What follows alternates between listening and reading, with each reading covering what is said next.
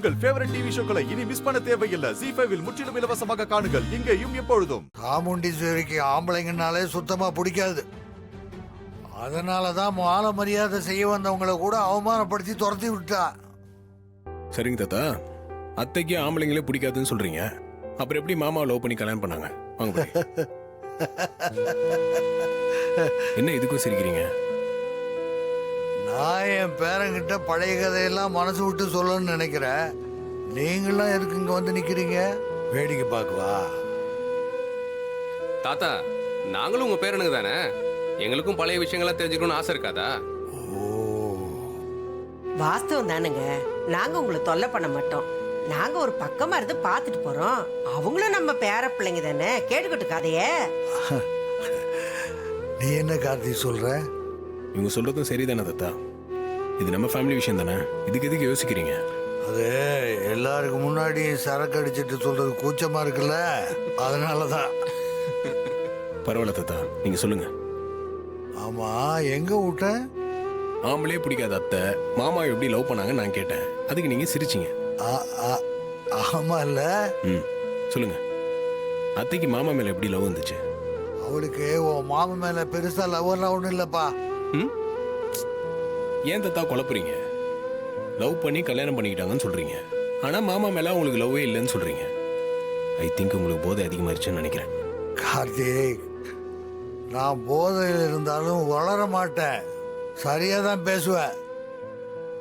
அவளுக்கு உன் மாமா மேல பெரிய லவ் ஒன்றும் இல்லை. என்ன பழி வாங்கணும்னு தான் அவ உன் மாமனை கல்யாணம் பண்ணி கூட்டிட்டு போயிட்டா.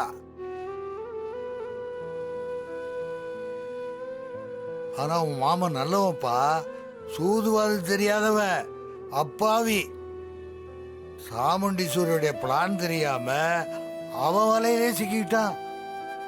ஒரு திருவிழாப்பா, யாருக்கும் தெரியாம அவளோட ஓடி போயிட்டான். அப்படி அவன் ஓடி போனதுனால நான் பட்ட அவமானம், வேதனை, வலி இதெல்லாம் சொல்லி மாளாது. ஒரு வாரம் நான் வீட்டை விட்டு வெளியிலேயே தர காட்டலப்பா. அப்பவும் உறவுக்காரங்க, தெரிஞ்சவங்கன்னு நிறைய பேர் போன் மூலமாகவும் நேரில் வந்து அவனை பத்தி விசாரிச்சு என்ன மறைமுகமா அசிங்கப்படுத்திட்டாங்க.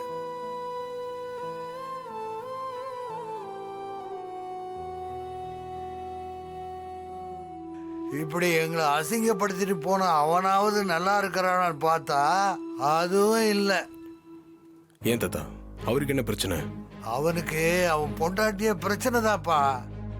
அவன் ஆசைப்பட்டு போன வாழ்க்கை வேற, இப்போ அவன் வாழ்ந்துகிட்டு இருக்கிற வாழ்க்கையே வேற.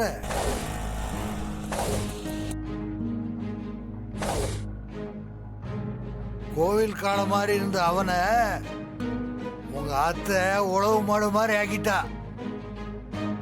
போட்டதை தின்னுக்கிட்டு பழச அசை போட்டுக்கிட்டு ஒரு மோசமான வாழ்க்கையை வாழ்ந்துட்டு இருக்காப்பா.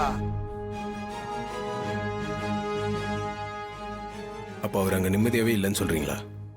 நிம்மதின்னு நீ எதை சொல்ற? 3 வேளை சோறு கிடைக்கும், துணிமணி கிடைக்கும், படுத்து தூங்க இடம் கிடைக்கும். ஆனா இதெல்லாம் ஜெயிலையும் இருக்குப்பா.